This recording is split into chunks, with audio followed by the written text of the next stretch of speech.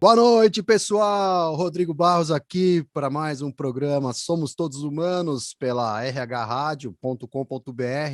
Estamos no nosso canal do YouTube Somos Todos Humanos e também lá no site, numa janelinha, uma abinha que tem lá, você clica, assiste os programas. Estamos no 18º episódio. O programa Somos Todos Humanos, que nasceu de um convite do Luciano Linardi, que trabalha no Grupo Vegas, e convidou para eu fazer essas entrevistas com pessoas ilustres, pessoas que nos inspiram a sermos humanos, né? Então, nesse sentido, eu convidei um amigo, uma pessoa que já trabalhei, cheguei a conhecê-lo dentro do estúdio aqui, trabalhando, fazendo gravações e tal. E recentemente tivemos mais contato e, enfim, Gessé Silva, músico, ele toca bateria, guitarra, baixo, teclado, berimbau, bandolim, sei lá, depois ele fala aí tudo que ele toca, né? Mas a ideia é que ele é um músico polivalente, diria assim, além de ser um compositor, tem um trabalho de músicas autorais, né? Inspiradas aí pela parte religiosa dele, enfim. Além disso, trabalha com marketing, né? Foi desenvolver um trabalho nessa área, faz faculdade de teologia, participa de uma espécie de uma organização, um grupo missionário, uma igreja, eu diria, e vai contar para a gente a história dele, como que foi, é, que as coisas foram acontecendo no decorrer da evolução dele como ser humano, e trazer aí uma mensagem para o público aí no final, né? O que faz ele ser humano, e a gente vai refletir aí durante esse tempo aqui. Muito prazer falar contigo, Gessé, dá um salve pessoal aí. Obrigado, Rodrigo. Obrigado pelo convite. Obrigado a todos da rádio, da organização. Prazer poder estar com vocês aí nesse momento, né? Podendo refletir sobre o que nos torna humanos, o que nos torna pessoas. E eu espero poder contribuir, né? De alguma forma com essa grande reflexão que tem sido feita aí já há 17 episódios. Esse é o 18º, né? Espero poder ajudar de alguma forma a trazer um pouco de esperança, um pouco de luz aí. Ô, Gessé, na pandemia, como é que você está se virando aí? Fala um pouco sobre a sua realidade em relação à pandemia, para a gente poder entender aí e se identificar também, né, com essa fase difícil da vida aí. Então, durante esse período de pandemia, tudo mudou para todo mundo, praticamente. Eu acredito que ninguém está vivendo a mesma vida que vivia antes da pandemia, seja em relação a trabalho, em relação a estudo, em relação a negócios, relacionamentos, tudo mudou, né? E nesse período da pandemia não foi diferente para mim, eu tinha uma outra rotina de ir sempre para São Paulo, eu moro aqui no interior, em Santa Bárbara do Oeste, mas ia sempre para São Paulo desenvolver projetos, ações sociais e tudo mais.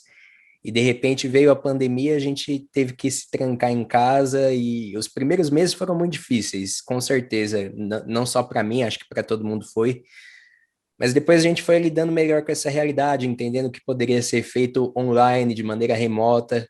Né? Como você já disse, eu tenho uma caminhada aí como músico e fazendo produção musical também e tudo mais. E aí a gente teve que readaptar também toda essa realidade, né, para poder continuar lançando coisas. Agora mesmo a gente está mixando um EP de um dos trabalhos e aí o pessoal está me mandando faixas de áudio de vários lugares diferentes, assim, né, todas gravadas dentro de um padrão que a gente estabeleceu ali, né, que precisariam ser gravadas, mas tá vindo faixa de tudo que é lugar, e aí a gente vai juntar tudo aqui e tudo de maneira remota, né? Então a gente descobriu nesse período novas maneiras de trabalho, novas maneiras de poder se conectar com as pessoas através das plataformas aqui, né, do Zoom, do YouTube, de ferramentas que a gente não usava com tanta frequência antes, que a gente passou a usar. Na minha vida pessoal mudou também a questão, principalmente relacional. Eu comecei um novo relacionamento, né, com uma pessoa que eu já conheço há 8 anos, mas que eu tinha perdido contato justo por conta da experiência da vida, rotinas muito diferentes, mas que nessa pandemia voltaram a se unir de alguma forma e aí esse foi uma das várias coisas boas aí também, né, desse período. Legal, cara. E em relação a essas gravações, essas mixagens à distância, me identifico porque eu fiz aí uns trabalhos de collab, né, que o pessoal chama aquele vídeo com a tela Uhum. toda dividida, cada um tocando uma coisa lá do seu próprio espaço, né, e depois manda todo mundo para uma nuvem, o link é compartilhado, a gente consegue baixar, fazer edição, juntar tudo, né? Você falou de um padrão de gravação aí para estabelecer qualidade. Como que é esse padrão aí? A galera tem estúdio lá, mas ou tá gravando com celular? Como que é esse padrão aí? Basicamente, o que a gente estabeleceu duas coisas, né? Para instrumentos de linha, no caso, guitarra, baixo e tudo mais, gravar com interface, né? É o mínimo. Aí, para a gente conseguir ter a faixa bem filtrada, já com um tratamento melhor, sem tanto ruído ou sem ruído até, dependendo da interface que a pessoa usa. Eu estou usando aqui uma Arcano IT4, né? Que é uma interface bem simples, preço acessível e que consegue responder bem aí a essa proposta, né? E aí cada um tem uma interface, mas a gente adotou esse padrão mínimo. E para voz, no caso, gravar com um microfone condensador não plugado no PC, porque o microfone condensador plugado no computador é a mesma coisa que você gravar com o celular, com qualquer outro dispositivo. Vem ruído, vem maltratado, né? Então, a gente adotou esse padrão da pessoa gravar com o condensador, com o microfone condensador. A diferença entre um e outro você pode explicar até melhor do que eu, mas assim, o condensador ele precisa, né, de pelo menos um USB aí, pelo menos um tratamento desses para ele vir diferente para a produção musical. E aí você conseguir filtrar ele bem, conseguir tratar ele bem. Então a gente adotou esse padrão mínimo aí, né? Fora isso, acho que ficaria muito difícil fazer a gravação à distância. E mais do que isso, também, se a gente eleva muito o padrão, aí fica inacessível de fazer, fica impossível de fazer, a não ser se a pessoa tivesse um estúdio mesmo em casa ou algo do tipo, e aí é muito mais complicado. É, com certeza, mas acho legal isso, porque aí você, é que nem eu trabalhei, eu trabalho com gravação há mais de 25 anos, mas no início eu não tinha nada, eu tinha um computador e um microfone, né? E as experiências, quando você tem um equipamento limitado, são muito importantes, né? Você grava de um jeito, grava de outro, experimenta aqui, experimenta ali, põe o microfone perto, põe longe, Sim, usa, sabe? Usa de todo tipo de experiência para ir somando informações daquilo que funciona melhor, né? Em relação ao que você falou do condensador USB, não existe isso, porque uma fonte alimentadora de USB, ela trabalha com uma voltagem de 5 volts, né? E quando você fala do condensador real mesmo, ele trabalha com phantom power, que é 48 volts, né? Então, só aí você já consegue perceber a diferença do porquê tem que ter essa voltagem para ele ser condensador. Justamente porque a sim, eletricidade vai ajudar todo o mecanismo do microfone a captar os detalhes das frequências, né? Então, a diferença do microfone direcional, que é esse que eu estou usando, e do condensador, é que esse ele vai pegar o que está mais voltado para onde ele está apontando, com menos, vou dizer, detalhes, né? Ele já vai pegar as frequências do próprio modelo. Você compra um microfone como esse, ele já vem a curva da frequência mais ou menos que ele vai trabalhar, né? Então, esse é um sim, microfone muito indicado para voz. Quando você pega o condensador, na verdade, ele trabalha uma linha reta, ele não vem com as frequências prontas, ele vem cru, mas ele pega os detalhes de tudo. Se passar uma mosca aqui dentro, ele capta. ambiente, sim. Esse aqui já não capta. Então, só para o povo aí que está ouvindo também, às vezes tem um pouco de Eu descobri dúvidas, isso né? do pior jeito possível, viu, Rodrigo? Teve um dia que eu fui usar esse microfone condensador, eu ainda não sabia dessa coisa de frequências, etc. E aí eu levei ele de reserva para uma reunião assim, e aí calhou de precisar usá-lo, né? E aí eu não soube que havia essa coisa com as frequências de voltagem e tal. E aí eu pluguei o microfone direto numa mesa simples e ele não funcionou. Eu falei, por que que ele não funcionou, né? Tá normal, acabei de comprar, que é isso? E aí que depois eu fui ler a respeito, depois eu fui conversar com um amigo produtor, um amigo de caminhada também. E aí ele me falou essa diferença, eu falei, caramba, se eu soubesse antes, teria poupado o Em esforço de resumo, levar, essa voltagem, né? Em resumo, essa voltagem ela vai alimentar um pré-amplificador que tem dentro do sim, próprio microfone, né? Esse microfone não tem um pré-amplificador, mas ele tem um certo mecanismo de vibração e de captação magnético, né? E o condensador, além de ter esse mecanismo, tem também um pré-amplificador. E alguns, inclusive, tem uma válvula dentro, né? Que esquenta sim, o sinal e aí melhora ainda mais essa questão da amplificação, né? Enfim, detalhes da vida de produtor musical, né? Você tá aí nessa caminhada, eu também tô, e eu acho que todo mundo que trabalha com isso vai passar a vida inteira estudando e no final lá, antes de morrer, vai falar assim, eu não sei nada de produção, né? Porque é isso aí. Sócrates, né? É, porque, cara, a cada dia eles lançam novos programas, a coisa evolui de um jeito que se você não entrar no site de lançamento lá das coisas, em uma semana você já perdeu tudo, você já sabe, toda semana eu tô pesquisando coisas novas e tentando novas Sim, soluções para melhorar a sonoridade das coisas que a sim. gente grava, né? Enfim, sobre a sua parte musical, emendando já essa parte, já que você falou que você está mixando um trabalho e tal, como que foi o seu começo? Você aprendeu a tocar como autodidata? Você teve oportunidade de ter professores? Com que idade isso aconteceu? Conta um pouco sobre o berço musical, assim, da onde veio essa influência, né?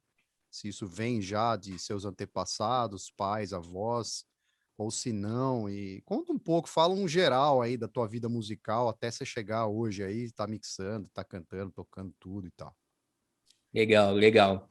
Minha caminhada musical começou ali com 2 anos de idade, assim que eu comecei a falar, assim, dentro do meu contexto de vida, né, para eu conseguir explicar isso direito.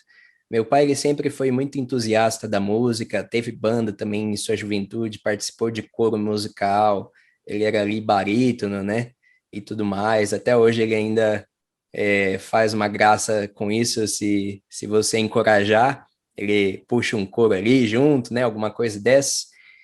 E ele se tornou pastor evangélico, então toda a minha formação musical veio desse contexto. Eu comecei a cantar em igreja muito cedo, influenciado pelo gospel já desde o início, bem clássico, né? Não o gospel mais moderno, mas aquele gospel mais clássico. E ao longo da vida eu fui crescendo e conhecendo outros estilos musicais, outras bandas, outros grupos que foram influenciando cada um em seu momento essa jornada musical, assim. Hoje em dia, é, olhando até para algumas músicas e composições ocultas aí que eu escrevi, né, particulares assim que eu escrevi no passado, cada época eu lembro de estar ouvindo um estilo diferente. Exemplo, em 2014, assim, eu tive um contato muito forte com o hip hop, com o rap, com o trap, naquela época de alta, né, que o Racionais tinha acabado de lançar um disco, Cores e Valores, também, e tava todo mundo em uma influência dessa. E aí eu ouvi muito isso, ouvi muito reggae, e aí algumas das músicas que eu compus naquele período foram influenciadas por essa tendência. Então teve uma época que eu ouvi muito indie, uma época que eu ouvi muito metalcore, já tive banda, né, de metalcore, mas eu comecei a tocar um instrumento mesmo em 2011, que eu aprendi violão e foi completamente autodidata. Eu praticamente em nenhum momento tive uma orientação profissional mesmo, de um professor, Você algo toca desse tipo. canhoto sem inverter as cordas, né? Sim, sim. É Algumas pessoas. tipo Zezé de Eu Camargo e ganhei uma Luciano lá. argumentação nesse. Edgar Scandurra toca assim, É, Zezé de Jimi Camargo, Hendrix. Zezé de Camargo. O Jimi Hendrix, não, ele invertia as cordas, né? Ele não era, só Mas virava. eu vi um dia uma foto dele com as cordas invertidas, É sabia? mesmo? Aí é novidade pra É, mim. Novidade é. pra mim isso aí, porque no Woodstock filma pertinho a guitarra e ele tá com as cordas agudas pra Normal, baixo, né? né? Sim. Mas assim, talvez ele tocava das duas formas, porque ele era genial mesmo, né? Doidão, sim. Enfim, são poucos que eu vejo tocando dessa forma, né? Mas tudo sozinho, assim? Você não viu vídeo, nada? Não tinha? No início, quando eu comecei a tocar, era tudo muito precoce. Aí meu irmão, ele já tocava violão há algum tempo, tinha aprendido ali por 2004, Seu irmão é mais 2005, por velho, né? aí. Seu irmão é mais velho que você. Isso, ele é 3 anos mais velho do que eu. A gente tem também um projeto musical juntos, que é Alders Gate, é um projeto indie, assim, uma coisa mais dessa vibe, e aí ele já tocava, então tinha violão em casa, né? A gente tinha um violão que foi dado por uma tia nossa, era um violão que ela comprou há 28, 29 anos atrás para os meus primos, que tinham um grupo musical e tudo mais, e que acabaram, infelizmente, morrendo a caminho de uma gravação. Eles estavam indo pegar um avião para ir para os Estados Unidos gravar, e houve um acidente trágico, os três morreram, e por fim das contas, o violão de família, então, foi herdado, né? Dessa tia nossa, que sempre teve esse sonho, né, de ter algum tipo de envolvimento musical na família, assim. E o que Isso eles iam acabou gravar, é só por curiosidade, assim, apesar de, poxa, isso aí me deu uma dor no coração agora aqui que eu fiquei imaginando na situação, né? Mas terrível, só assim. para imaginar, assim, o que que foi feito com as músicas que eles iam gravar. Eu não sei ao certo, assim. Eu lembro que eles chegaram a gravar algumas coisas já no contexto daqui e que eles iam para lá justo para continuar esse trabalho de gravação, né?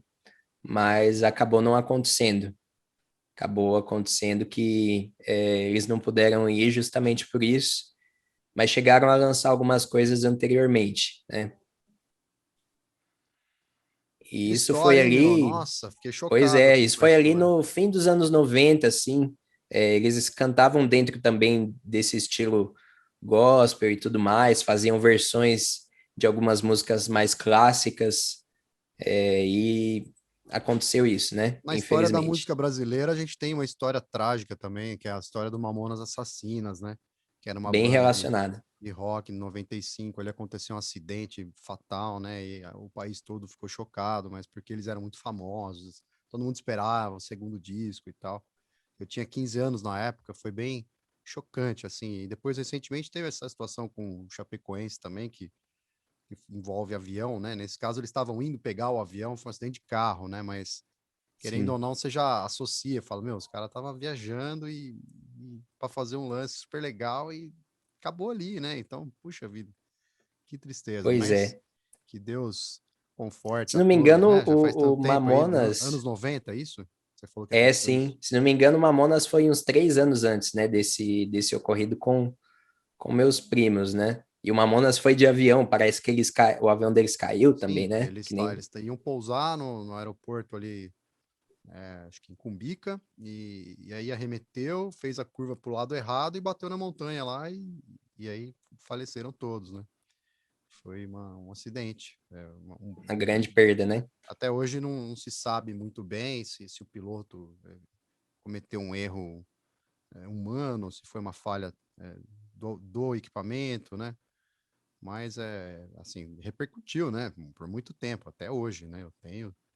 Ouço às vezes entrevista com o Rick Bonadio, ele sempre fala, né, dos Mamonas, porque foi o primeiro trabalho como Sim, produtor que ele conseguiu chegar na grande mídia e tal, e aí ele ganhou notoriedade ali, né? O Rick Bonadio hoje é um dos renomados produtores brasileiros aí, né?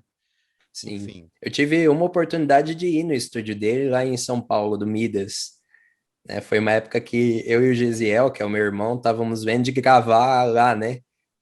No fim das contas ficou muito inacessível por questão de valores e tudo sete mais, reais, né? mas assim, Custava R$ 7 cada música? era R$ 15 cada música, de 10 a R$ 15, assim. Aí ele falou, talvez gravar uma música só é melhor, né, do que gravar um álbum. A gente estava Então. querendo gravar um álbum, né, aquele jovem adolescente que imagina que o mundo não é tão difícil, né? Mas a experiência Mas foi vocês, super vocês bacana, ver os correram. discos de ouro, assim, aquela coisa, Não, né, mas ver. olha, cara, vocês correram o risco de cair na graça da pessoa. Às vezes o cara vai com a cara, o cara ouve o som, se emociona, fala, é isso, vamos fazer, não vou cobrar nada, entendeu? Isso já aconteceu comigo, inclusive, em alguns trabalhos assim que vieram, trouxeram para mim, vamos gravar, lógico, como produtor a gente passa o valor, faz o orçamento e tal. Às vezes a pessoa acha caro, negocia, acaba fechando, enfim. Sim, Mas às vezes eu vejo a situação, são amigos, pessoas que se eu não fizer um desconto ou se eu não cobrar nada, o cara não vai conseguir gravar nem aqui, nem em lugar nenhum. E eu fico com um aperto no peito, eu acabo gravando de graça lógico, eu não vou ficar citando nomes aqui, né? E nem Sim, querendo ser o bom samaritano, não fiz isso com todo mundo, mas alguns acabam conquistando a gente pelo comportamento, pela humildade, pela qualidade do trabalho que estão querendo gravar, e tudo isso sim, toca um pouco o coração do produtor. E vocês correram esse risco com o Rick Bonadil. sim. É aquela coisa, aquele famoso ditado de que o não você já tem, né? Então, se você tiver o não de novo, beleza, mas você vai correr o risco. A vida é assim, a E vida é ter cheia desses contato, vocês riscos, falaram né? com ele pessoalmente, ter contato, é sempre legal, né, cara? Sempre bacana. A experiência é muito legal. Você vê os discos ali de ouro, de platina, do Charlie Brown, da Rita Lee, do Mamona. Você vê, só aquilo já é muito legal, assim, porque você vê que a vida é possível, né? Se você corre atrás, se você acredita, se você tem esperança, não se deixa vencer pelos desafios, porque a vida é cheia de desafio. Rodrigo não começou com todo esse aparato de equipamentos e de conhecimento e de network que ele tem hoje, mas em algum momento ele não desistiu. E esses Mas momentos, parece que tem esses um monte de vários coisa momentos que aqui. ele não Eu desistiu, acho né? que tem um monte de coisa aqui. Tem um amplificador, uma bateria, um amplificador de baixo e acabou.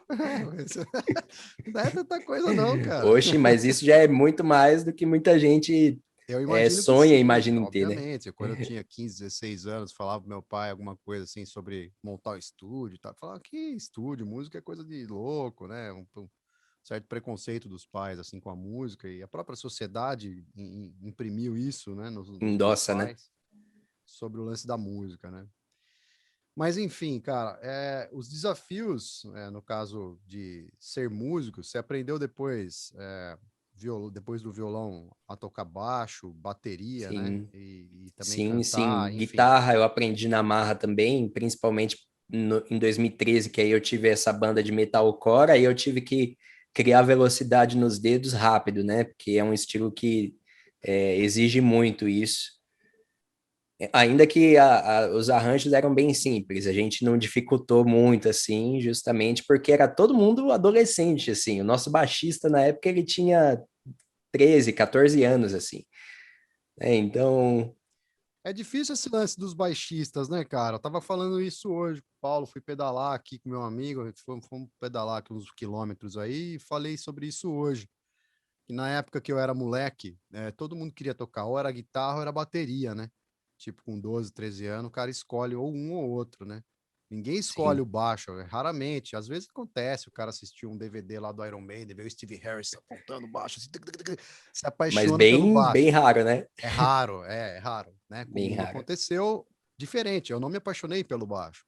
Eu queria tocar bateria, só que como em casa era três irmãos, eu era o mais novo, eu fui o último a escolher. Então eu não, eu fui Hum, escolhido, na verdade, porque meu pai chegou assim: ah, você quer tocar o quê? Pro mais velho. Ele falou: bateria. Pro do meio, você quer o quê? Guitarra. Aí meu pai olhou para mim e falou: ah, você vai ter que tocar baixo. É o que sobrou. Eu já tocava teclado, né? Mas enfim, depois sim. quando a bateria chegou em casa, eu esperava meu irmão sair, assim, dava um migué, e ia lá e sentava na bateria tocar também.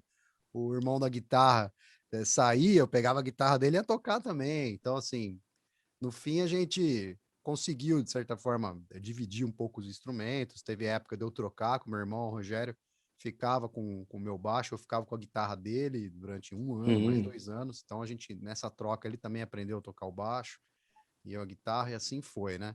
Acredito que com sim. você foi assim, com seu irmão também é multi-instrumentista ou ele ficou só ali no violão? Não, ele também é, mas a gente começou desse mesmo jeito aí que sua família, né? Cada um em um lugar, assim. Quando ele começou a tocar violão e, consequentemente, guitarra, que guitarra no gospel ali, pelo menos no que era exigido da gente tocar, não tinha muita diferença, né? Era só a base mesmo, não tinha solinhos, nada do tipo. Então aí ele começou a tocar violão e guitarra, eu comecei a tocar bateria por força da obrigação, assim, porque o baterista da banda nunca vinha, então não tinha banda, só tinha guitarra. E É o aí, mal do baterista, né? O cara não ensaia, né? O que não quer ensaiar. nossa, meu Deus. E pior que ele era o dono da bateria, então aí ele fazia o que queria, faltava e etc. Foi nessa que o meu irmão também aprendeu, porque aí o guitarrista faltava muito e etc.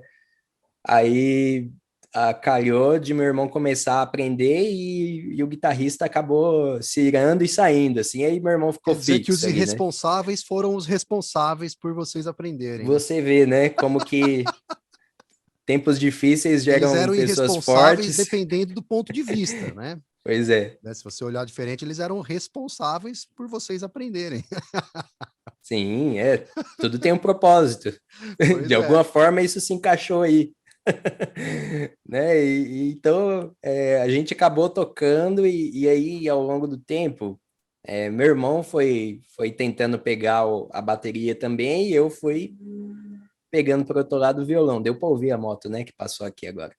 Eu fui pegando o violão e aí a gente foi trocando aí essas figurinhas e crescendo musicalmente. Cara, assim, eu ouvi você contando sua história. Você falou que seu pai, por ser pastor evangélico, sempre se envolveu muito com essa questão da música gospel tradicional e clássica, né? O que que é um gospel clássico e um gospel moderno? Como você diferencia uma coisa da outra?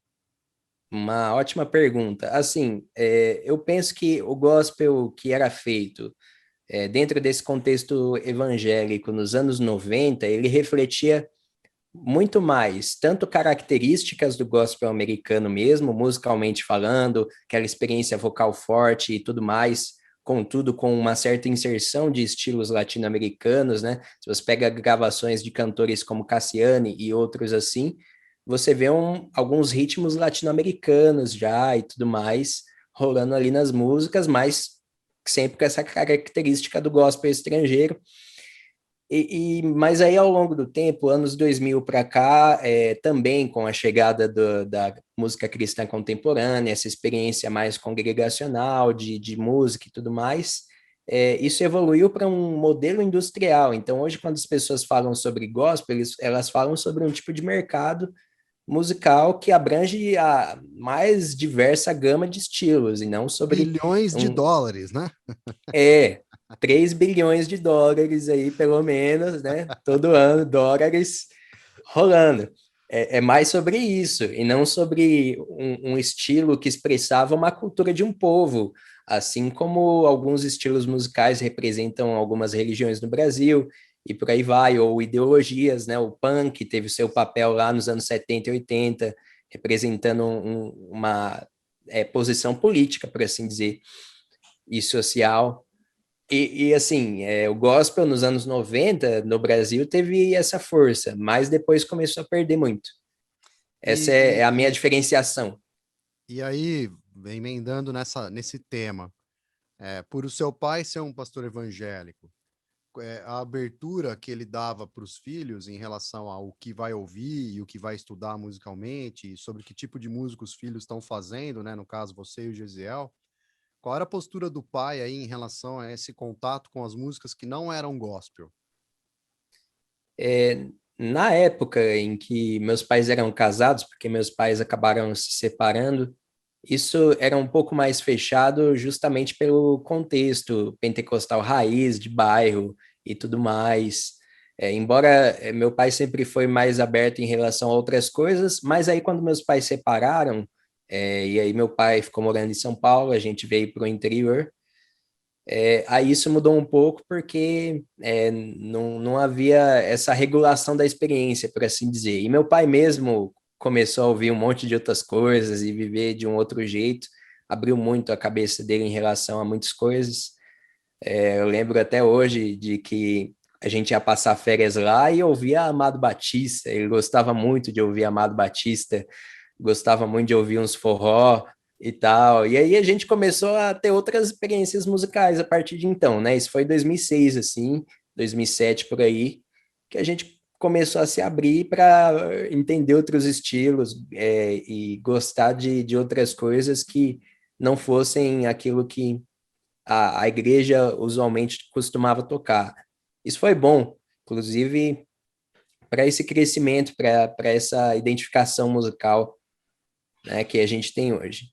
Dentro da sociedade, a gente tem uma parcela das pessoas que utilizam um termo, fala assim, Ah, porque tem a música do mundo, né? E a música que não é do mundo, né? E aí essa afirmação ela se divide. Tem algumas pessoas que concordam com ela, que seguem um pouco essa linha mais ortodoxa da coisa, né? Meio tipo, só vou consumir produtos se for de origem de alguém que teme a Deus, né? E enquanto que a música que não que é do mundo, ela, né, a pessoa despreza. E aí tem aquela outra parcela dentro da própria igreja, né? Se você pegar o universo das pessoas que frequentam a igreja, que não ligam, que escutam todo tipo de música e tal, né? O que seria essa música do mundo e qual seria, de repente, uma postura equilibrada nesse sentido? Porque você ir para um lado ou ir para o outro, às vezes você não está fazendo, não tá nenhum caminho tá certo, de repente, né? Você tem alguma opinião a respeito disso ou não?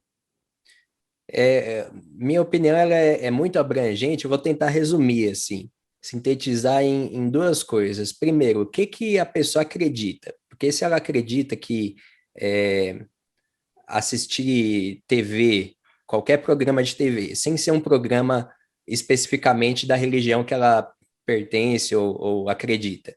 Se ela acredita que assistir esse programa não vai fazer mal para ela, então ela vai também ter que ouvir qualquer tipo de música, porque não vai fazer mal para ela.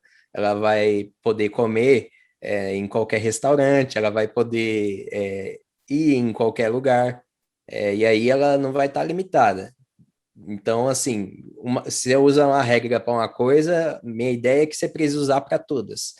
Né? Então, esse é um ponto. O outro ponto é se aquilo te faz bem ou não, porque aí existem experiências pessoais. Vou dar um exemplo. Para algumas pessoas, beber não tem problema nenhum, algumas outras têm problema com a bebida e causam problema na vida de outras pessoas a partir do problema que ela tem.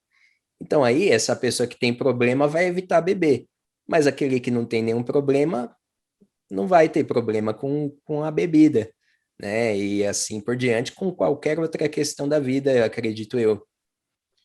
Legal. Porque assim, querendo ou não, em algum momento da minha vida pessoal também enfrentei algum tipo de preconceito, eu chamava de preconceito, mas conforme eu amadureci ao longo dos anos, eu fui vendo que o preconceito era meu, né, na verdade. Uhum. E aí demora às vezes para a gente cair em si, né, que o preconceito que a gente acha que os outros têm é o nosso, né? Sim. Muitas vezes você transfere a culpa para os outros para não aceitar a própria falha, né? Isso é psicologia e tal, enfim. Mudando um pouco de tema, né? A gente falou no início da entrevista sobre suas particularidades como profissional, né? Então, você trabalha como desenvolvedor na área de marketing. Que tipo de trabalho você faz e como que isso tem sido realizado à distância aí no EAD?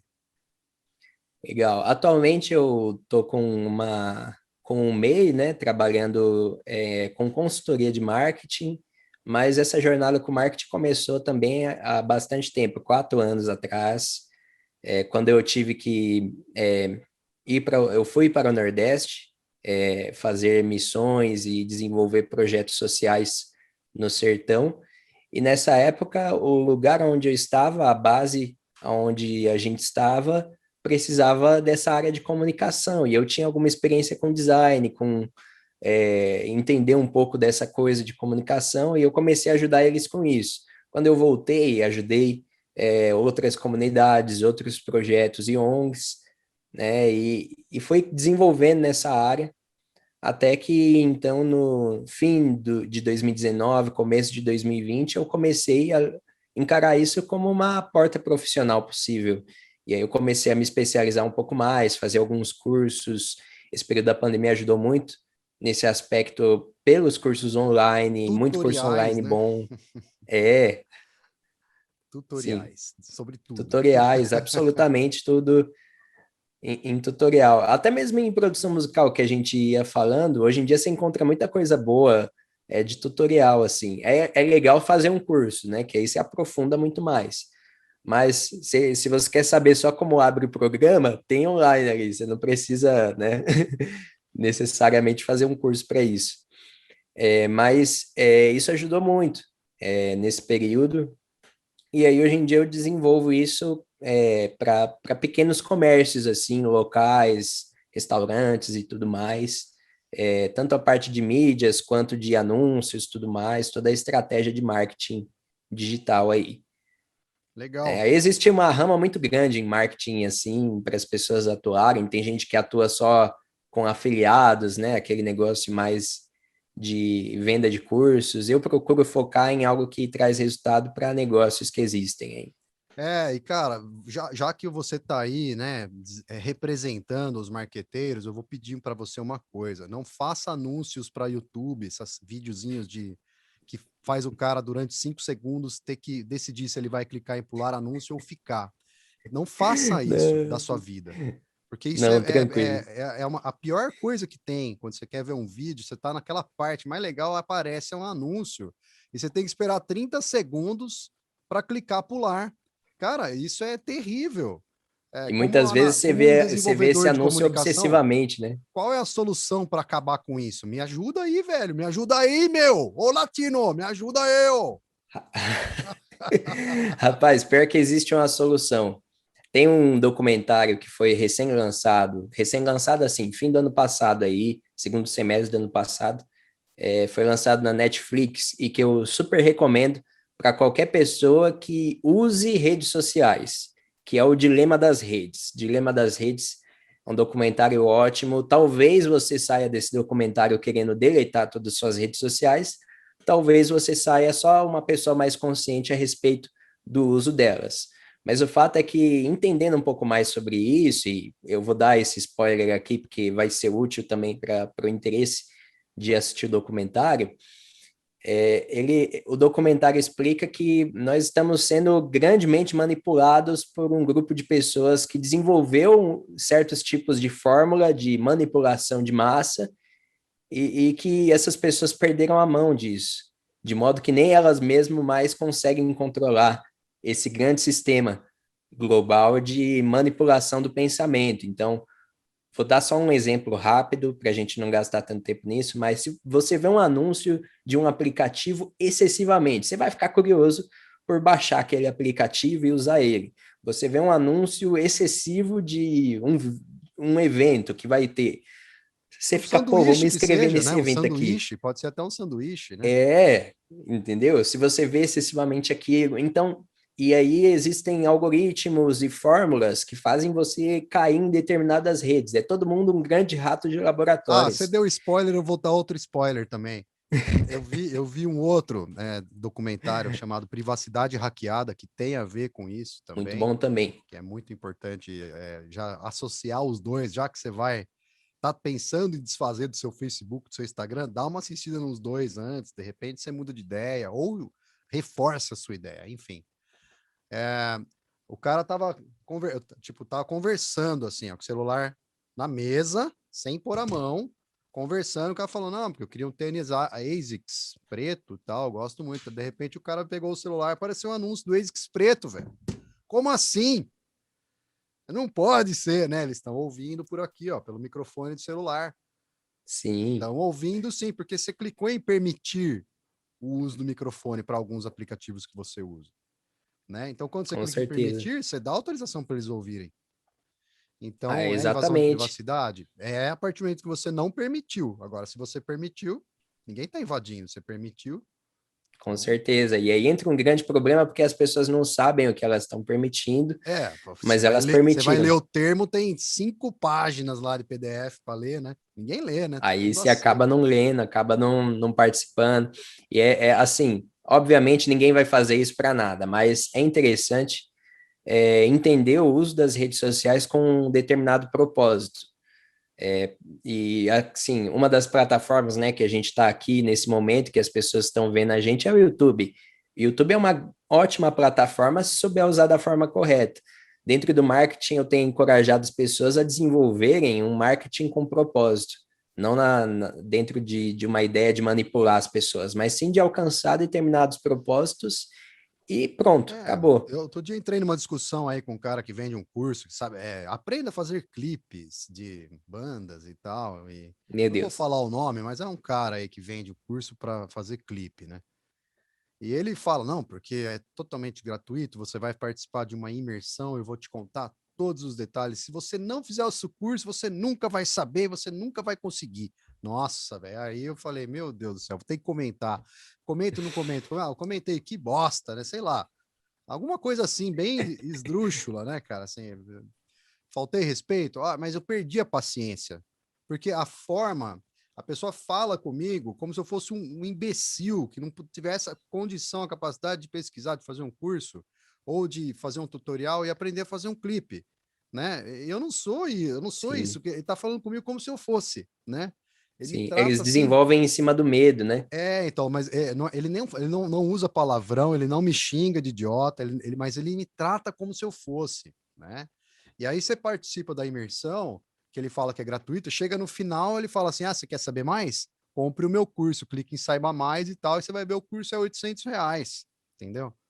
Então, Uhum, assim, fórmula de lançamento, o nome disso aí. pois é, mas, cara, É o grande modelinho. mercado da vez e o grande câncer da vez também, porque tem inúmeras e aí, assim, as que são realmente relevantes e úteis e legais, você acaba perdendo no meio desse mar de... Tem coisa boa fazendo isso. Tem, A minha esposa gosta muito de fazer curso na área de confeitaria, porque ela trabalha com isso, né? legal. Então, os cursos que ela participa, que tem a imersão, né, não fica assim aquele tratamento assim, olha, eu sou cozinheira boa e você não é. É um tratamento de igual para igual. Poxa, não tem que ficar. Eu sei, porque eu fiz não sei quem, fiz clipe de não sei quem, eu sei, eu sou bom, eu tenho tudo que você precisa. Você tem que comprar o meu curso. Ah, para aí, meu. Para aí, não é assim que faz marketing, né? Então, pelo amor de Deus, representa bem aí essa categoria aí, tá bom? Faz Com bonitinho aí o certeza. trabalho para não incomodar a gente, tá bom? Eu sou a favor que caísse os anúncios do YouTube, porque é realmente muito chato, cara. De verdade, assim. E mesmo eu sendo dessa área e atuando nessa área profissionalmente, Ó, pessoalmente falando, eu falo, meu Deus do céu. eu vou fazer uma profecia aqui. Eu te dou 2 anos no máximo para ter que pagar R$ 20 por mês para ver o YouTube. Já tem, Pois já é. tem o YouTube Premium aí, que é o começo disso, né? Então, mas 2 anos Vai para fortalecer. todos terem que pagar. Tipo Não, vai Netflix. fortalecer o on demand com certeza. Porque tem mais vídeo no YouTube do que na Netflix, né? Então, assim, é uma plataforma de conhecimento riquíssima.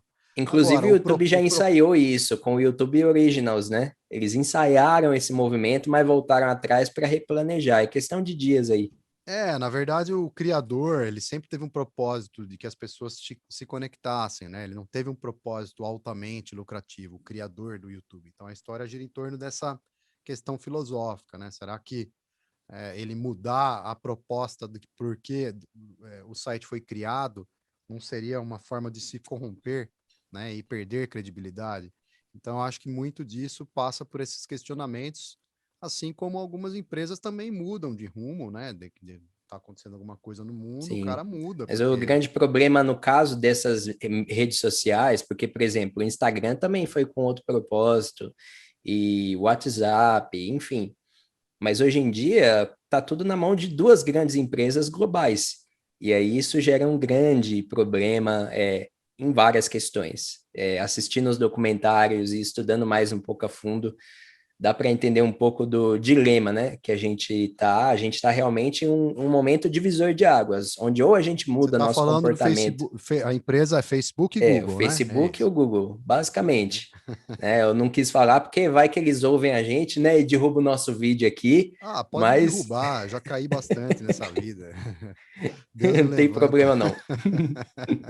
Mas o grande fato é esse, e o pessoal que fez o Dilema das Redes, inclusive, eles têm as redes sociais do documentário, aí muitas pessoas questionaram, mas isso não é uma contradição?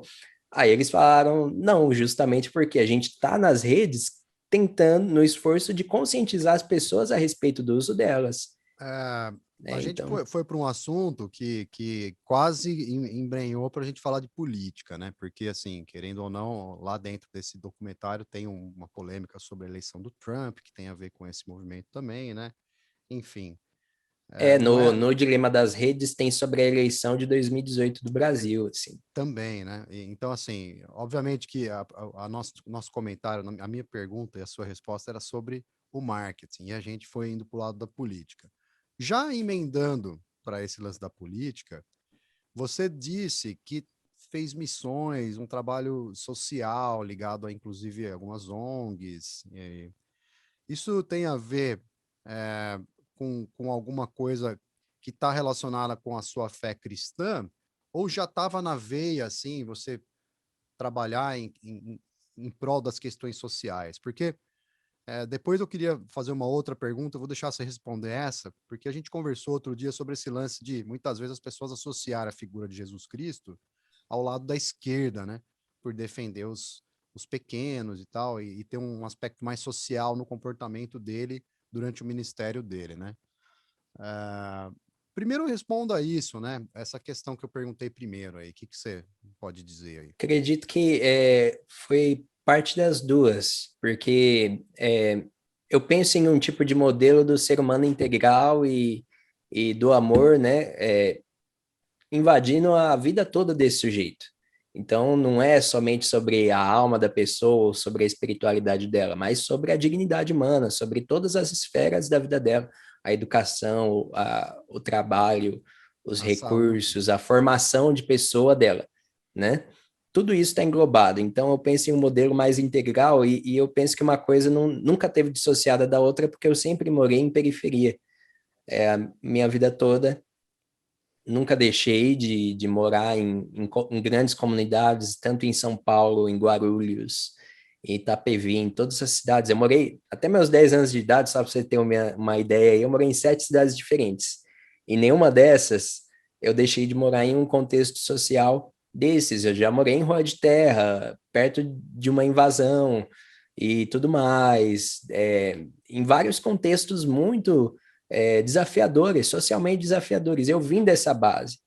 Então, com a minha própria experiência de vida, eu aprendi a ver o sofrimento humano em sua experiência, né? Muita gente entra nesses debates aí em rede social, mas porque eu assisto a TV e eu vejo que é de tal jeito, porque a polícia, porque o tráfico, porque etc. Bicho, eu estive lá, é diferente. Você tá lá, você viver isso e você assistir. E aí isso cria em você, se você está aberto a essa experiência de entender o amor e agir dentro do amor, você vai acabar direcionando o seu esforço de vida e de trabalho e de fé e de tudo para essas coisas, né? Então, uma coisa não está dissociada da outra, ambas caminham numa direção aí. A figura do candidato Boulos é muito mal compreendida, né? Porque eu vejo no discurso dele uma preocupação muito grande com isso, né?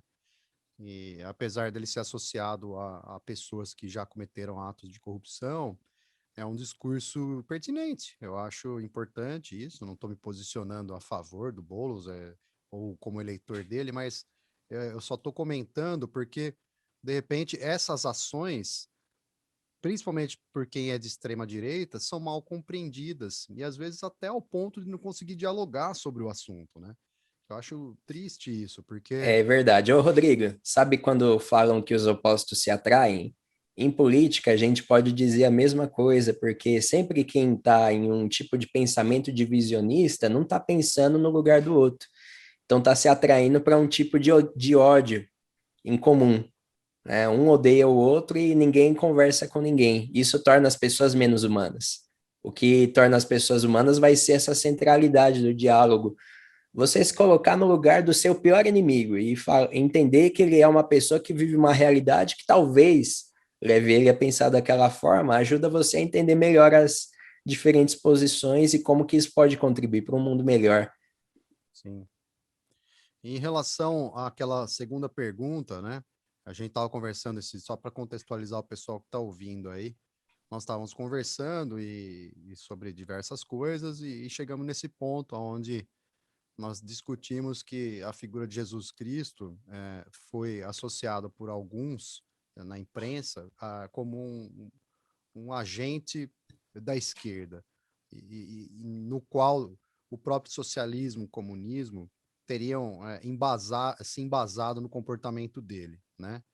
E aí depois você trouxe uma reflexão que colocou a direita no contexto, né? E o que eu achei muito interessante e gostaria que você compartilhasse com as pessoas aqui, e até citando a fonte, né? Você falou do C.S. Lewis, se não me engano, Isso, que é um isso, autor moderno, né? Um autor que escreve sobre o sim. cristianismo moderno e que fala sobre essas coisas. Então, conta essa história sobre aonde a direita entra no contexto cristão, né? Já que você trabalha na área social e também como missionário cristão, então você está sempre lidando com as duas esferas aí ao mesmo tempo, né? De forma integral, como você falou.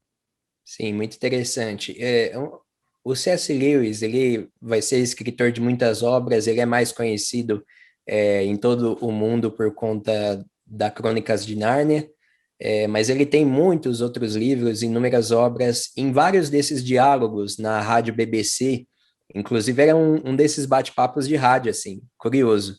Ele começou a desenvolver um material que ele foi juntar em um livro posteriormente, que é chamado de Mere Christianity, ou Cristianismo Puro e Simples, e ele fala sobre esse contexto, né, onde que a fé cristã ela está posicionada ao longo da história, né, ele dá todo esse contexto, porque era o contexto ali de Segunda Guerra, e ele foi chamado pela BBC de Londres para falar sobre como que a fé poderia ajudar as pessoas que estavam perdendo a esperança, porque o país estava sendo bombardeado, familiares morrendo, e as famílias estavam ali desesperadas. Então a BBC teve essa ideia de chamar ele para esse diálogo e para poder trazer um pouco de luz e esperança para as pessoas, né? Através da fé delas mesmas, no contexto inglês, o anglicanismo muito forte ali. E aí, o Lewis ele vai, em um desses momentos, tocar nessa ferida da política, porque as pessoas já estavam, né, dentro daquele contexto, vivendo um tipo de polarização política entre um pensamento de extrema-direita e um pensamento de extrema-esquerda, causando um tipo de terrorismo no mundo. E aí, o Lewis ele vai dizer que, moralmente falando, o cristianismo está mais à direita. Jesus ele veio para colocar um tipo de elevado padrão moral a respeito, não somente do que é certo e errado, mas daquilo que é excelente, daquilo que faz bem para o todo. Por outro lado, na questão social, ele vai parecer muito mais com o socialismo, porque ele é um Deus de justiça e tudo mais, ele se coloca dessa forma, todas as obras que ele pratica vão nessa direção de justiça social, de transformação dele e dos seus apóstolos e discípulos posteriores. Mas o grande X da questão é justo que aí o Lewis fala posteriormente que ele quis fazer uma pegadinha com todo mundo ali, porque na verdade ele quis que todo mundo discordasse dele ali. Afinal de contas, o cristianismo ou a proposta que Jesus Cristo quis trazer não cabe em nenhum tipo desses sistemas, nem no capitalismo, que é muito moderno, nem no socialismo, que também é muito moderno, que surgiu um como resposta ao outro, basicamente se desenvolveram dentro desse ramo. Então, direita e esquerda não fazem sentido nenhum no reino de Deus, porque o reino de Deus ele está dentro dessa perspectiva superior, né? Dentro da ideia que Jesus quis passar. Então, não está posicionado no espectro político de esquerda ou direita ou centro, né?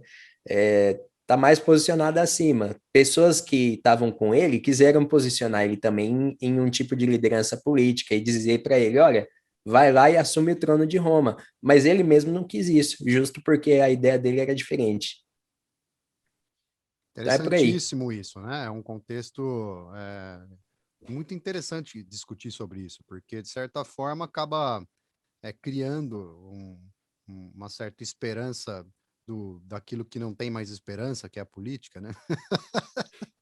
Porque assim, cara, eu não tenho esperança na política, sabe? Não tenho mesmo, eu confesso. Eu acho que é importante a gente, é, se for para fazer alguma coisa, ocupar aqueles espaços, né? Para poder fazer a diferença com o poder de voto, né? Porque eu acho que é importante tanto os deputados quanto os senadores, quanto os vereadores que ocupem. Principalmente esses até, se for ver, né? Porque eles é que votam, né, no fim. Então, se eles estiverem ocupando o espaço daqueles que possivelmente se envolvem com corrupção, porque a história do Brasil conta que muitos se envolvem com corrupção, né? O próprio noticiário mostra isso. faz com que tudo faça eu perder a esperança mesmo. Não tenho como acreditar mais que tem solução, porque a coisa se tornou tão dependente, o sistema Sim. já tem um segundo sistema dependente desse primeiro e um terceiro dependente desse segundo, assim, parece que tipo não dá mais para derrubar, né? Eles têm um backup, deve ter uns tipo uns 1 milhão de HDs de backup, entendeu? Para Sim. se acontecer alguma coisa, eles já têm um plano B já para poder seguir fazendo aquilo que eles fazem no Porque é plano uma B. experiência de mercado e um ramo de profissionais que está em volta dos corruptos que, infelizmente, entende do que vai acontecer daqui a 40 anos no mundo. Né? Então. Então, isso é um problema realmente, mas que pode ser transformado através do diálogo, de sentar na mesa, de entender as diferenças de geração e de opinião aí. E o que acaba dando paz para as pessoas é o fato de acreditar que isso estava previsto, né? Então, você fica tranquilo, você fala, não, já estava escrito que ia acontecer isso. Então, você fica mais, se você tem fé nisso, você acaba ficando mais tranquilo, né? Porque você fala, não, já era o plano que isso estivesse acontecendo e está acontecendo, mas o sinal que minha fé está fortalecendo, porque aquilo que eu acreditava está realmente acontecendo, então você fica mais fortalecido, né? Sim. Pegando ainda esse lado um pouco religioso, sem fazer pregação, né? Não é o foco do programa pregar um Deus que seja mais importante que os outros, tá? Isso eu tenho muito cuidado com isso, porque é um programa multicultural, multidenominacional, multi tudo, assim, não somos todos humanos, né? Imagina que a gente vai ficar aqui defendendo que alguém é dono da razão, né? Jamais, né? Sim. Mas nesse sentido você se transformou num missionário e um missionário cristão, né? Isso certamente veio de pai para filho, você possivelmente deve ter aprendido muita coisa enquanto esteve acompanhando seu pai na igreja e isso, de certa forma, também deve ter sido um espelho para você. Eu percebo quanto meu filho se espelha em mim e se eu fizer coisa errada, ele vai aprender coisa errada, se eu fizer coisa certa, ele vai aprender coisa certa e assim por diante, né? E de repente você se intitula missionário, né? Um cara que vai viajar, você falou que foi para o sertão, fez outras viagens, enfim. Tive muito problema com esse título no início, viu? Mas assim, o que é ser um missionário? O que é ser qual que é a diferença do missionário e de um pastor? O missionário frequenta a igreja ou ele só vai no campo mesmo? Eu tenho essa dúvida, assim, porque no fundo, frequentando a igreja, você às vezes percebe que existe uma campanha para ajudar determinada missão. Tem uma missão lá de um grupo e a igreja levanta uma oferta, faz uma doação para ajudar aquele grupo a seguir naquele trabalho, porque a igreja apoia Sim. aquele trabalho, né? Mas no seu caso, como tudo isso aconteceu e vem acontecendo, porque eu sei que você está fazendo faculdade de teologia, certamente tem a ver com essa sua abordagem de missionário, para ter mais conhecimento e poder fazer alguma coisa a respeito, enfim. Conta da sua vida missionária aí, como é que foi isso e se de alguma forma teve uma experiência com Deus, assim, pum, agora Deus falou comigo, eu vou ser missionário, como que foi isso? Assim?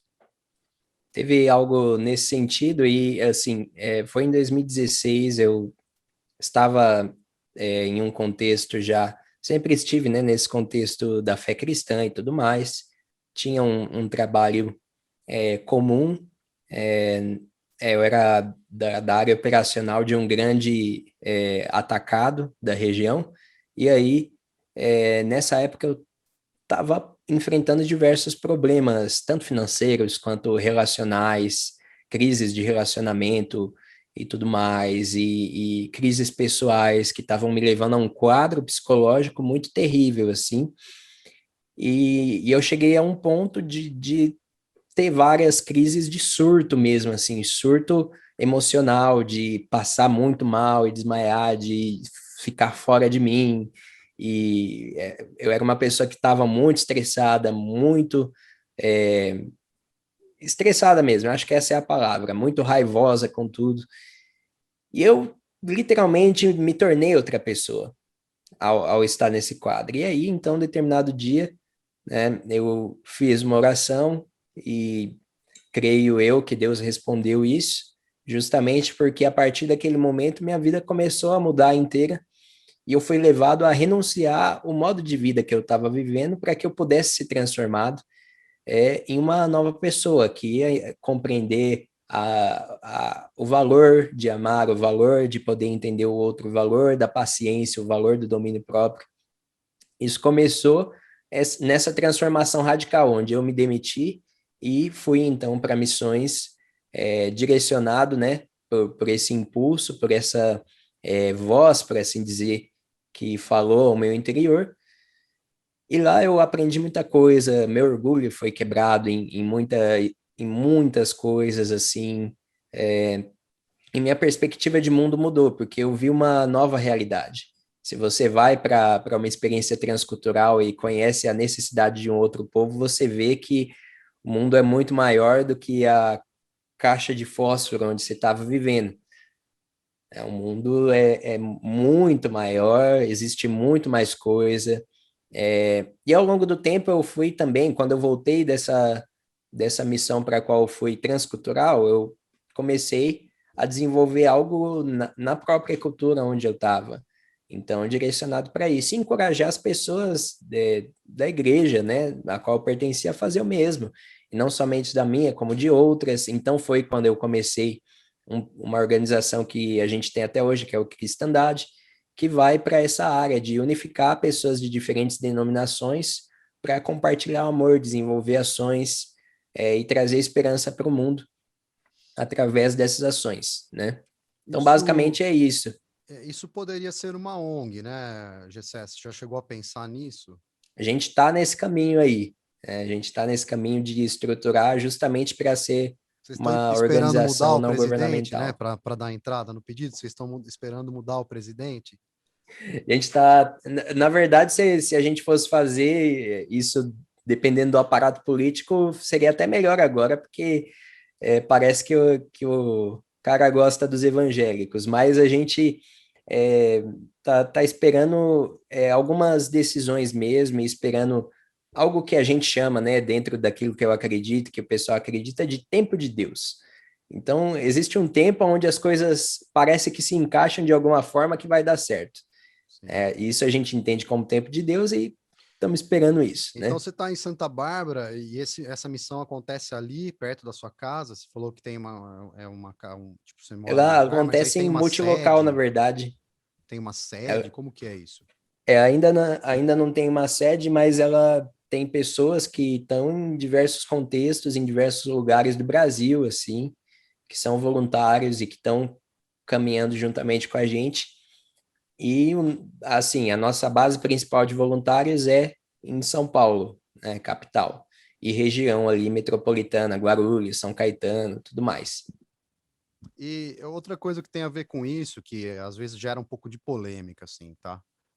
Eu sei que você trabalhou por algum tempo em parceria com um grupo muito grande, australiano, né, que desenvolve uma atividade no mundo todo, até nesse sentido de missões também, que é muito ligado também à música gospel, Sim. venda de DVDs, CD e tal, né? Não vou nem ficar citando o nome, porque lá na Austrália tem vários, então quem quiser é, Me conclua, né? stalkeia. Pesquisa lá, o Gessé vai saber onde é que ele trabalhou. Mas, enfim, existe um certo.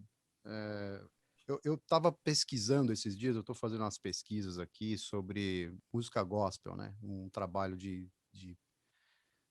eu diria, de descoberta do real significado das letras, assim. Eu quero ter certeza de que essas letras realmente estão falando alguma coisa que, que, que permitam-me considerar aquilo ser gospel mesmo, né? Porque tem muita coisa que é chamada de gospel que não é gospel. E gospel, para mim, eu associo ao conteúdo bíblico, né? Não ao conteúdo religioso apenas, né? Mas eu associo ao conteúdo bíblico mesmo. Então eu tento fazer essa relação, estudo e tal. E nisso eu encontrei alguns autores de músicas que fazem músicas que nem sempre colocam essas coisas. Inclusive alguns autores que se intitulam é, pastor ou qualquer coisa, missionário, e às vezes nem são também, né? Já descobri alguns assim.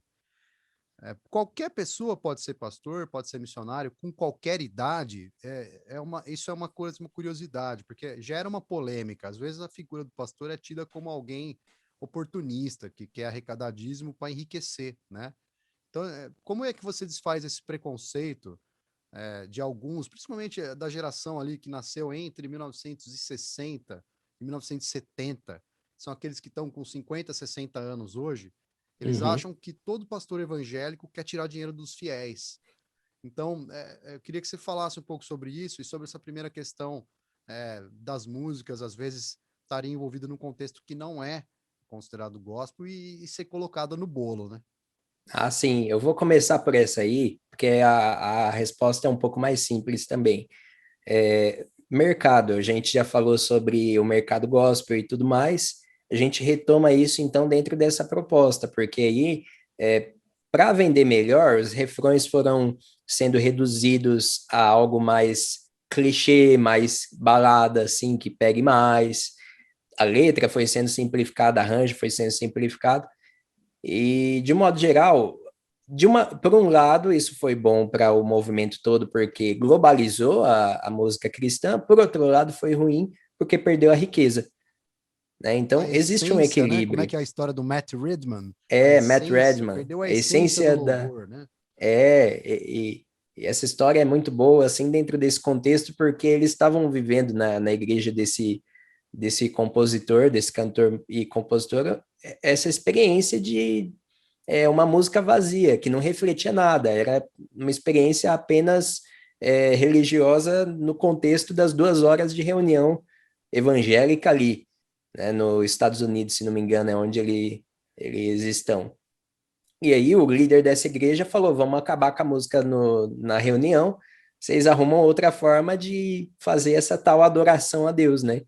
E isso trouxe, então, uma renovação, as pessoas começaram a entender a prática daquilo que elas acreditavam em um contexto muito mais amplo, né? Isso foi muito interessante. Então, para mim é isso. A música, ela precisa, sim, comunicar com os estilos globais e locais, mas não pode perder também um tipo de riqueza, principalmente lírica, que ela precisa ter para comunicar, para os fins de comunicar aquilo com assertividade.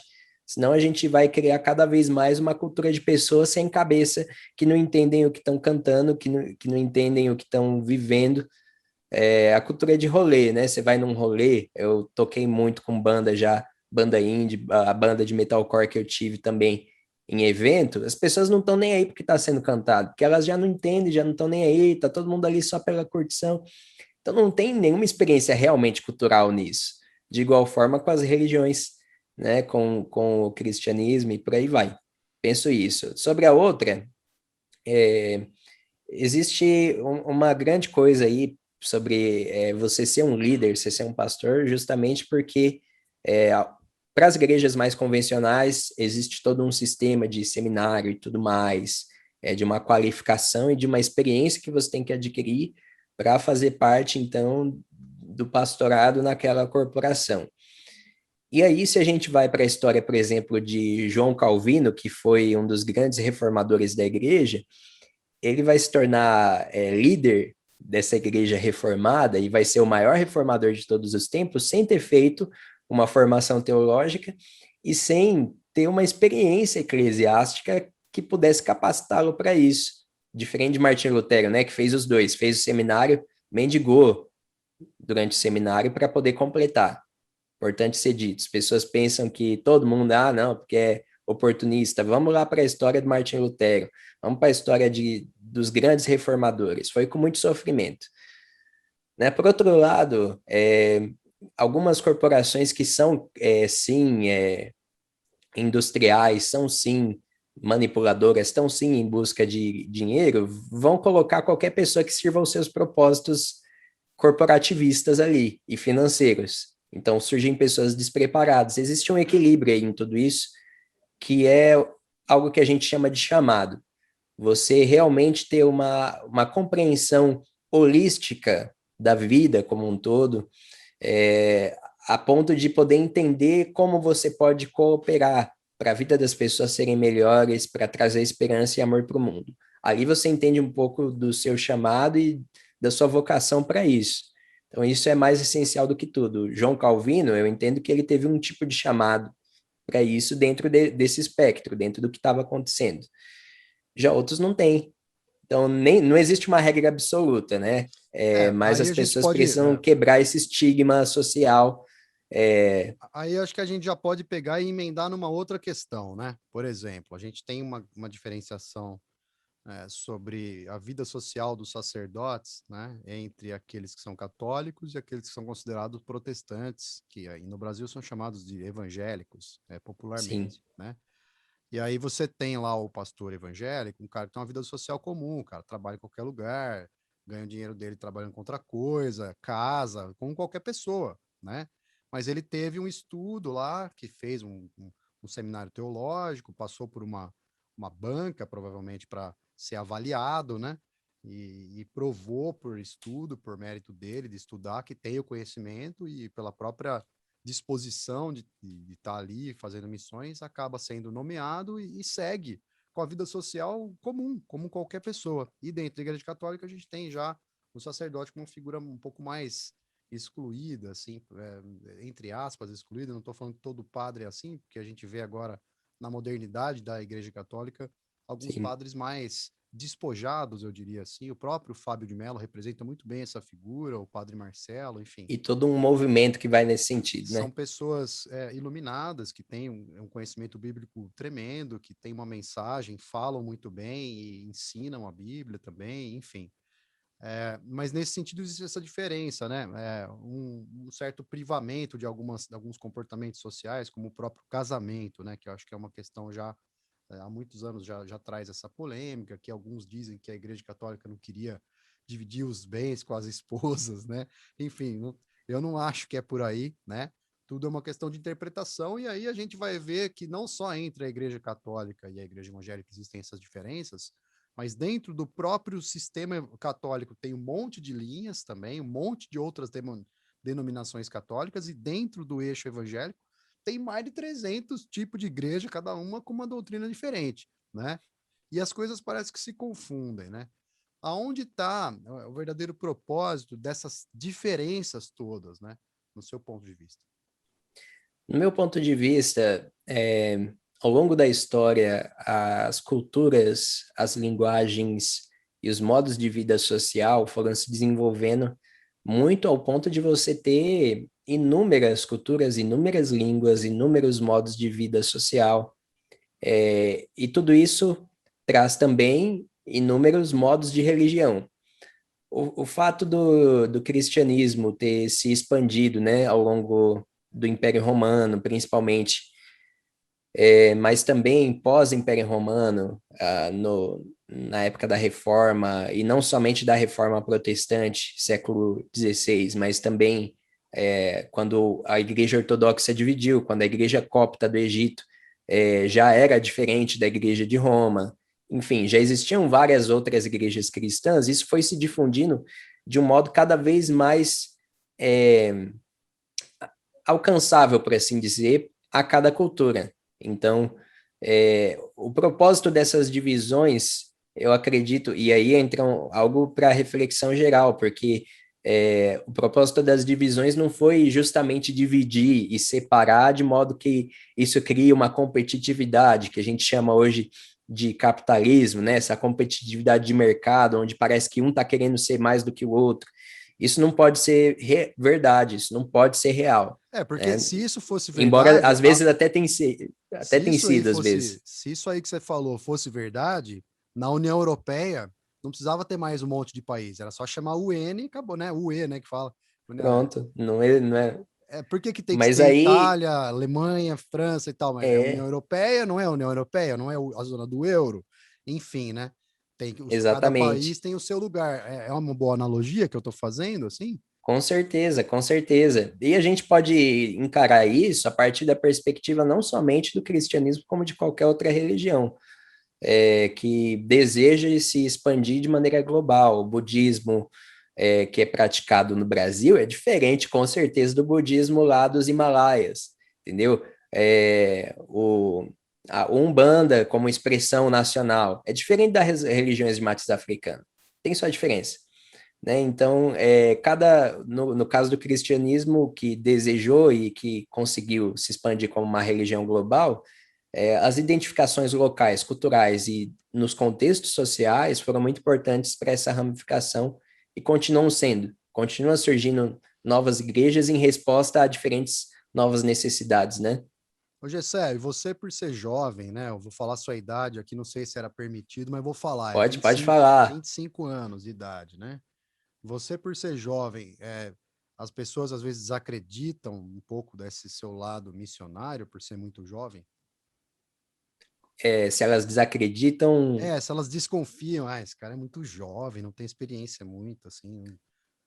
Às vezes alguns desconfiam mais por conta de eu não estar associado com nenhum tipo de grande organização religiosa, justamente porque, como você acabou falando anteriormente, eu já participei de grandes organizações religiosas e tive esse tipo de status, mas não quis usufruir disso para poder desenvolver aquilo que eu acredito que eu fui chamado para desenvolver, porque não dizia respeito a isso, e não diz respeito a isso. Né? Então, mas muitas pessoas acreditam porque vem a prova social, né? Que é o quê? O trabalho que está sendo desenvolvido.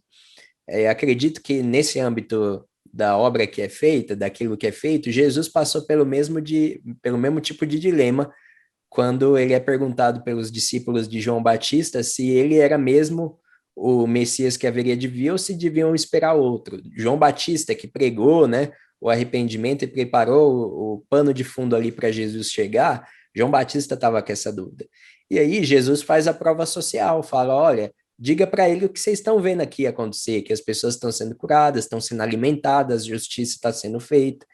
Então, prova social, né? E aí as Exatamente o pessoas que veem. eu ia dizer exatamente isso, né? Porque, assim, independentemente de acreditar, porque os ouvintes às vezes acreditam, não acreditam, não é no cristianismo ou em qualquer outra religião, cada um acredita no que quer, né? Mas independentemente de acreditar, é importante salientar que um missionário, independentemente da idade, fazendo uma obra de ajudar aqueles que estão precisando de ajuda, está fazendo um bom trabalho para transformar o mundo num lugar melhor, acreditando ou não, né? Ele está melhorando o mundo, né? Então Sim, aí que chega no ponto que o preconceito quebra, né? Porque assim, meu, tá, você tem preconceito, você acha que eu tô, mas e o que você tá fazendo? Você tá fazendo alguma coisa? Tá fazendo o sim. quê? Você tá falando mal do cara que tá fazendo uma coisa para mudar o mundo para um lugar melhor? Como assim, mano? Então vai, para de falar mal do cara que tá fazendo alguma coisa e vai fazer alguma coisa, né? Então, assim, não tô falando que alguém falou mal de você, jamais, né? Eu nunca ouvi ninguém falar nada Ah, sobre mas você. falam, né? Falam, mas Eu assim, a perguntei mais porque você gente é jovem, né? E aí, mas né? assim, a gente encara isso sempre da melhor forma possível e tenta tirar a seguinte lição: ninguém é maior do que ninguém. Mas se a gente, pessoalmente, escolher ser menor do que os outros, que privilégio que vai ser. Porque aí a gente escolhe servir as pessoas e vidas são transformadas, as pessoas são mais alegres, mais felizes, são alimentadas através disso. Quando a gente não se acha melhor, mas a gente entende que é igual e se rebaixa. Mas você já está respondendo a pergunta que eu ia fazer para a gente encerrar, pô. Peraí, deixa eu perguntar primeiro. Né? A pergunta é a seguinte: o que te faz ser humano, Gessé? Desculpa dar o spoiler Você foi antecipadamente aí. responder antes de eu perguntar? Como assim? Responde de novo isso aí. Então, basicamente, o que eu penso que me faz ser humano é justamente uma compreensão de um tipo de amor incondicional. É uma compreensão que me leva a olhar para o outro e não somente me colocar no lugar do outro, mas é porque se colocar no lugar do outro é um tipo de empatia, né? É você se imaginar na situação daquela pessoa, mas se colocar no lugar do outro é diferente. Se colocar no lugar do outro é o que eu acredito que grandes líderes espirituais ao redor do mundo fizeram ao sofrerem para que pessoas fossem libertadas de diversos contextos. Selassie, para não ficar somente no âmbito do cristianismo protestante, ele era ortodoxo, mas ele é o deus da religião Rastafari. E o Selassie teve um grande papel na Liga das Nações em 1936, discursando contra o racismo provocado pelos grandes líderes totalitários do mundo, Mussolini, Hitler, Stalin, por aí vai, contra o povo negro, contra o povo africano. Então ele diz lá, enquanto houver um pensamento de classe ou raça superior, a gente vai ficar na desgraça como raça humana, né? Então ele se colocou em um lugar de serviência, mesmo tendo uma alta e elevada posição. O grande negócio é que muitas vezes a gente se apega às elevadas posições que a gente tem, né? E o que me torna humano, eu acredito, é isso. Eu a cada dia entender que eu não sou a grande ou alta posição que eu tenho, ou o status que eu tenho, ou o status e dinheiro que eu posso ter, mas sim entender que eu sou igual a todo mundo e, nesse lugar de igualdade, me rebaixar a ponto de servir as pessoas com aquilo que eu tenho, com aquilo que me foi dado e com o que eu posso vir a ter, né? Boa definição, né? Eu já perguntei isso 17 vezes, agora 18 com você, né? Cada resposta é diferente. Você e tantos ouvintes aí tiverem curiosidade de saber o que os outros convidados responderam, vai lá, assiste lá os episódios do programa, né? Porque aí você consegue ampliar ainda mais o seu ponto de vista sobre o que as pessoas que foram entrevistadas acreditam que é o que faz delas seres humanos, né? Enfim, ô Gessé, só em relação ao que você falou lá de 1930 e pouco aí, eu lembrei de uma situação também que tem a ver até com essa, uma linha do Rastafari, que é a própria independência de Zimbábue, né? Que é onde teve um show do Bob Marley e tal, que era um representante dessa religião, né?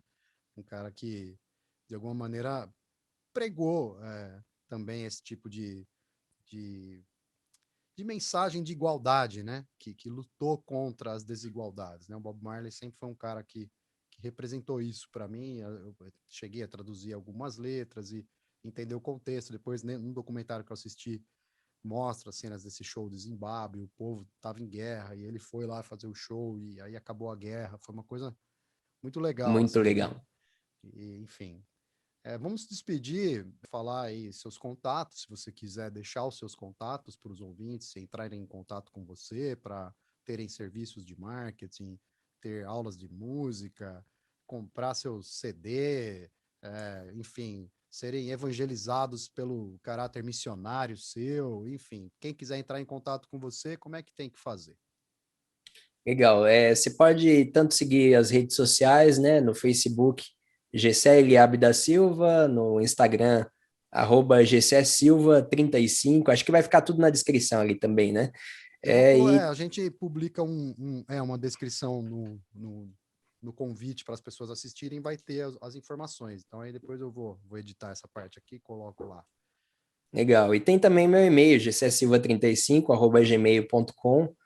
A gente está aí para contribuir, seja profissionalmente como pessoalmente, né? Se alguém está passando por um momento difícil, está passando por uma situação de conflito pessoal, né? A gente está aí para ajudar, para contribuir, para somar forças na vida de cada pessoa. Então, aqui no final, a gente vai assistir essa recomendação aí do Gessé. E eu encerro aqui o nosso programa Somos Todos Humanos, esse 18º episódio. E até o próximo programa, porque somos todos humanos!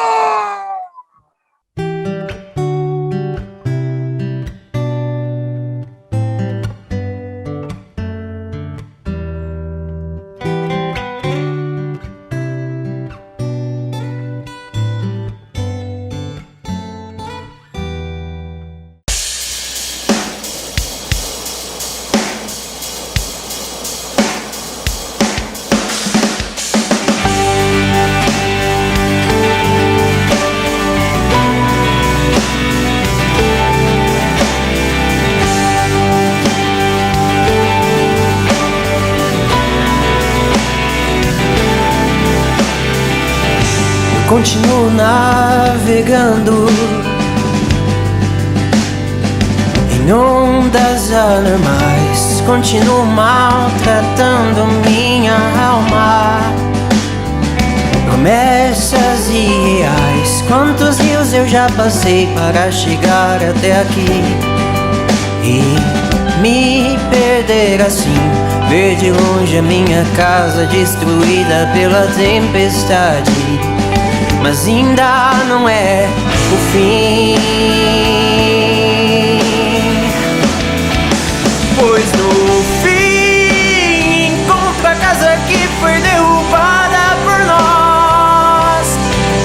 construída em 3 dias. Eu não quero outra morada, pois essa morada é farol pras nações que se perdem em alto mar.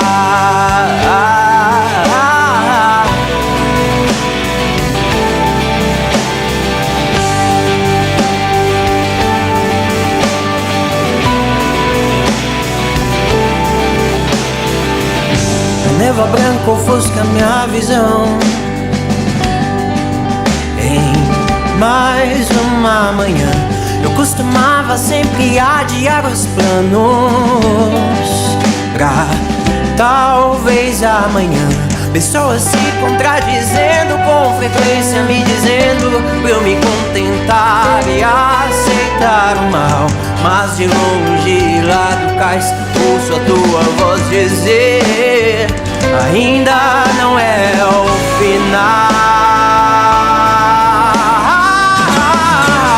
pois no fim encontro a casa que foi derrubada por nós e construída em 3 dias. Eu não quero outra morada, pois essa morada é farol pras nações que se perdem em alto mar.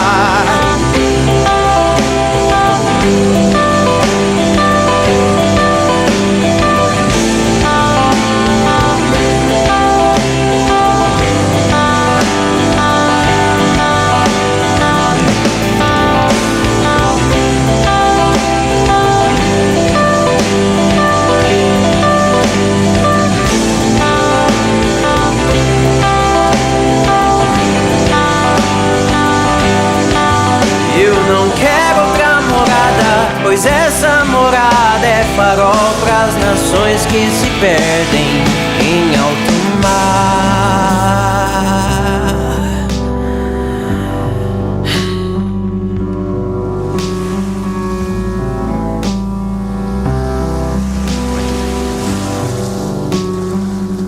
Vale a pena, vale a pena, vale a pena. Tudo vale a pena, vale a pena. Se a alma não é alma. Quer passar além do bujador, tem que passar além da dor. Deus ao mar feriu o abismo teu, mas foi nele que espelhou o céu.